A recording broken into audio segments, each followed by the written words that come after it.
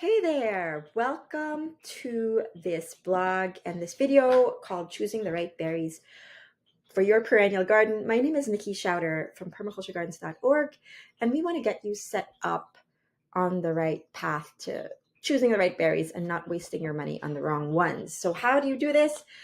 This is part of a blog that accompanies this video, and we tackle this in depth in the blog.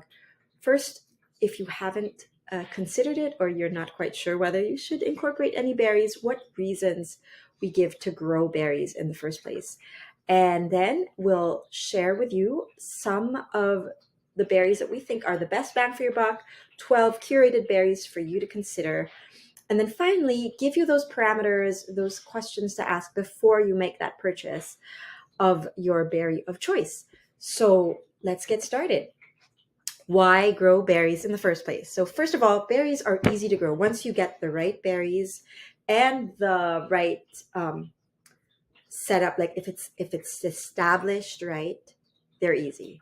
You hardly have to do any maintenance. They can be productive after 1 year. They save you a ton of money, especially as the prices of berries are skyrocketing now. And because they're perennials, they feed the soil. They continue to feed the soil, and they don't disturb the soil. In fact, they build those relationships with the soil microbiome as they grow. And you don't need a lot of room for them, especially if you know how to trellis them and you purchase the ones that are perfect for your space. And then finally, just for the fun of it, it's wonderful to watch berries. It's really wonderful to harvest berries. These are a bunch of mulberries that you just keep on getting year after year, season after season, without you having to do much. And here are the different types of berries. So we consider berries in these three kind of categories. First, the ground cover berries, and then the cane berries that would be a more upright, and then finally bush tree type berries. So we'll if you can think of berries in that way, you can also look at how do you physically incorporate them into your backyard garden. So the first of these is one of the easiest, simplest things. Strawberries, easiest to grow, love a lot of light, a lot of sun, a lot of water, but are really easy to grow. You put them in the ground and they just run, literally. They send out runners throughout the year, and they're a great living ground cover for any garden, whether it's an annual garden bed even that you want to add a perennial to, or it's a perennial bed they're beautiful, they're decorative. And we can categorize them into these three types. The ever-bearing strawberries that give you intermittent bursts of produce. The June bearing that come all at once in June, but really delicious. Usually the biggest and scrumptious, berries are June berries. And then for the rest of the year, they are just sending out runners and creating more berries for you to propagate. And then the day neutral berries have a longer time frame for producing a harvest, but they come later on in the year. So you could choose berries according to their harvest season so that you're forever harvesting some sort of berry, whether that's strawberry or different kinds of berries that we will consider up next. So keep this sort of timeline in mind when you are planning your berries growing season. Strawberries currently are under a lot of study, and these are the three main universities that study them. So if you are looking for special varieties that are akin to a Mediterranean drought-like desert climate, UC Davis would be your deal. Any berries that are more acclimatized to the north, Oregon State University. And those are for the south, kind of humid, tropical, subtropical weather. Go to University of Florida for their varieties. And then we go to, and that's it for the strawberries, we go to the brambles, the caning berries. These are raspberries, blackberries, and everything in between. There are crosses between raspberries and blackberries that I don't even really mention except in the blog. And these types of varieties are categorized in terms of their growth habit. Once again, this is something that's in the middle of a ground cover and a bush. And so you have the trailing, which could still act as a ground cover in some respects, although they grow so much taller and they grow one on top of each other if you don't trellis it. Semi-erect type and erect types of brambles. So bramble or caneberries usually are this rubus family type. And we can also categorize rubus or blackberries and raspberries according to their times of harvest.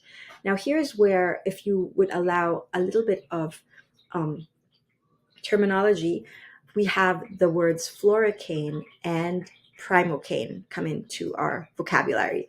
And these are not as difficult to understand once you look at the root of them. Floricane, like when they flower, is actually not in the primocane time. So the primocane means first cane, and anything that is a primocane bearing bramble or primocane bearing caneberry is a fruit that will flower on its first year growth. Now, this is actually quite rare. Most of the commercial berries as of this time of writing are floricane bearing. And so you have to take care when you prune them not to prune last year's growth, because that's where your fruit is going to come the second year. However, institutions are now more and more developing varieties that are primocane bearing instead of floricane bearing, because they are looking for faster, longer production and have two sets of bearing times instead of the one set of bearing time. Primocane bearing would only bear once during the summer on the second growth canes, but a floricane would grow only in the summer on the second year canes. But a primocane would bear first year in the fall, and then again in the summer, and then again in the fall, and then again in the summer. And so you've got two potential harvest periods for that berry. And then you have summer bearing brambles, which are delicious and last for like 2 to 3 months at a time. Brambles are one of the best berries to grow because they keep you from having to go to the store and buy those little plastic, it's not even a quart, containers of blackberries that go moldy right away. You just go out and you pick them as soon as it turns black, as soon as it turns red, before the birds get to them. So you have your choices, and then in between these things are other subtypes. And I'm not sure if I have a infographic about that, but I do talk about subtypes within them where you have thornless, you have those that are more disease resistant, those are more drought tolerant, those that have more upright stems so that it's easier to harvest and trellis them. So all of these bear into consideration when you choose which blackberry or raspberry you want to grow.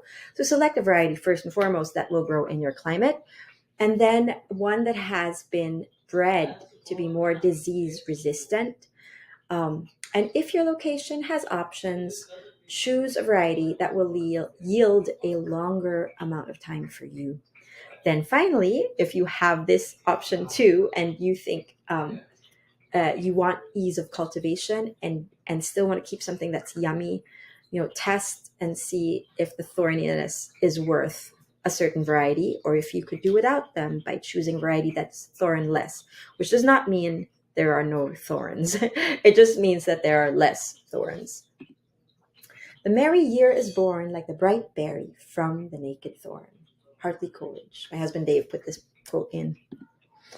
The best place to look for nurseries that sell these different caning berries is Cornell CALS. So College of Agriculture and Life Sciences, Cornell University. I have the link in the blog. Check it out. Now we come to the third part of this. The third part of the berries.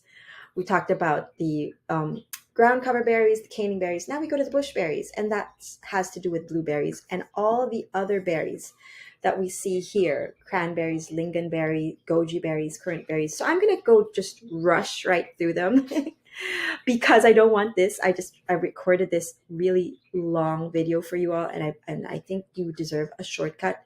And if you do want to go more in depth into each of the berries, check out the blog below. Or the blog attached according to the link. So blueberries, cranberries, and lingonberries are all the same Vaccinium genus. And so in this species, you have a variety of berries, and the blueberry is is the most documented in this blog because of its popularity. Everybody wants to grow blueberries. All the kids love blueberries. We spend a ton of money on blueberries so the kids can eat them, so we can enjoy them. So there are four main varieties of blueberries. Well, three if you really want to break it down simpler. It's the high bush, the low bush, the rabbit eye. Okay, and the fourth one is like a cross between the high bush and the low bush. So the high bush varieties, you have a northern high bush variety and a southern high bush. If you are in the south, you want to choose the varieties that are southern high bush. They still have chill. They may not have chill hours. Actually, they have zero. Some have 0 to 400 hours of chill hours, meaning how many hours do they need to experience 35-degree, freezing temperatures to 35 to 40 degrees temperatures. And then you have the rabbit eye that have been cultivated for the more humid climates, southeastern climates. And then you have a mix of the two, which is like if you don't want something too big, because blueberries can grow to 6 feet tall more, like the high bush varieties. Then you get the half high varieties. And then you always want to check for their disease resistance. So I have a list of those that are resistant to mummyberry disease, which is one of the main big diseases that afflict blueberries. There are other vacciniums that you want to consider growing, and those are cranberries, which is actually how blueberries came about. Blueberries were cultivated in the early 1930s, but in the north. Now I can't remember the town, but it is. Oh my goodness! It is in the U.S. High Bush Blueberry Council's website, but they were cultivated by a woman who owned a cranberry farm, because cranberry is a very close relative of blueberry, and from there they started the first blueberry commercial production of it, and it was so much yummier than cranberries, although cranberries are great too.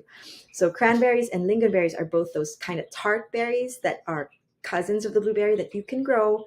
Chill hours recommended for sure for those guys because they are all in the north. Goji berries are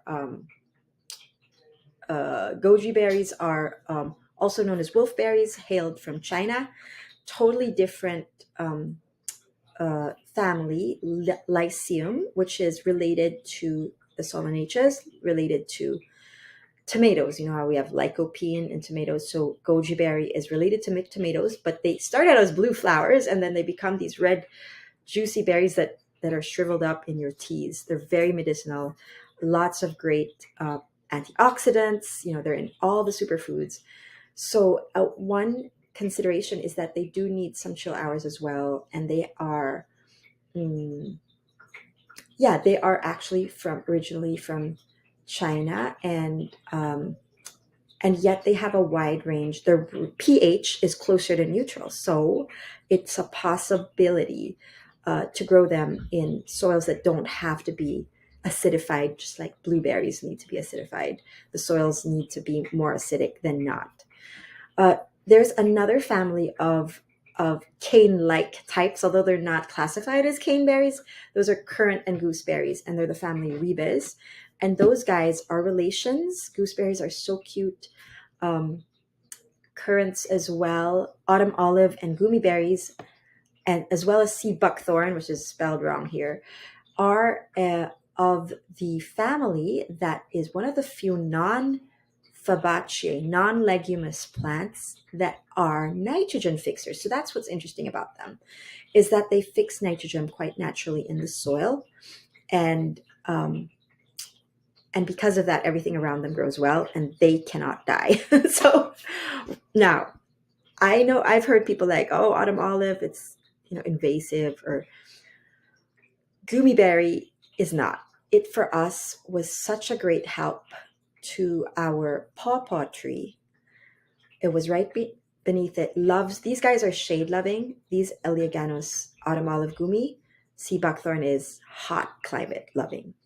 Hippophae is because medicinally they're supposed to be laxatives, and they used to use sea buckthorn in Russia or in the Eastern Europe as a a dewormer for animals, for horses. And so their name is hippophae, which is horse something. Um, Elderberry, we a lot of us know this as a medicinal herb. It's a great wildlife herb as well, supporter. Uh, Berries, they say, are toxic, so you need to. Although there are mixed reviews on that, honestly, I've had like people go, you have to make sure that everybody boils their tea 10 minutes in boiling water just to make sure, because there's a bit of toxin in there, and then it loses its toxicity once you steep your berries in boiled water for 10 minutes. So make sure to steep that very long just to make sure. But the wildlife eat elderberries as if there's no toxin. That's from my own experience. Honeyberries are up and coming berries. So if you guys want something a little more hip or a little more cool, um, honeyberry lonicera are actually not native. They are from Japan. You may be familiar with honeysuckles, Japanese honeysuckles, things like that.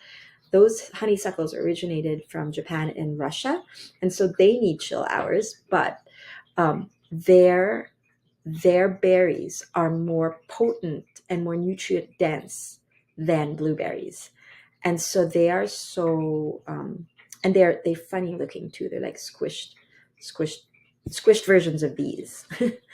Black chokeberries or aronia berries have often been touted as the replacement for blueberries, just as honeyberries have been too. So if you go to Honeyberry USA website, they will say the honeyberry is the blueberry of the prairie.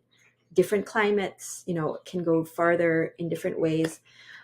Black chokeberry is a blueberry for different reasons as well. Similar profile in nutrition as blueberries, but perennials, very native, very few pests, very few diseases. And that's why it's fun to grow this one, because you'll get a harvest. Now, in terms of variety, not as much variety as the cultivated blueberries that we have, because these are commercially successful. Juneberries are also native wildlife habitats, and they are great. They're native to North America. They have a version of it that cannot be grown in California. They love the shade because their other name is shadberry. And finally, the grape to consider is the grape. The berry to consider is grapes. Grapes are technically a berry.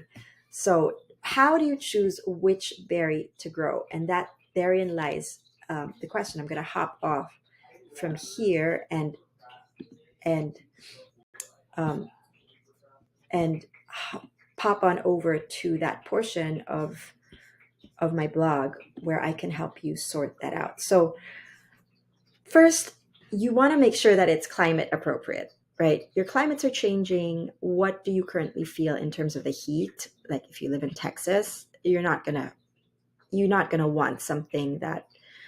Now, occasionally you'll have these weird storms, right? So you want these berries may be appropriate for your garden, because like if sometimes you have these wild weathers, you want something that is hardy down to negative something and yet can tolerate the heat if you're in a Texas climate, for instance. But there are so many berries and so much research in just the last 20 years that you will find a berry that's right for you if you look through this blog and look at all the different links to the extension agencies, to where to purchase. And then when you choose a berry in this blog, take note of the location of the purchase option. So here I've put New York, California, Minnesota. In some cases I don't, and you just have to click and figure out where they actually live. But those will be the climate appropriate berries for you. Second, don't grow a berry that you were not going to eat in the end.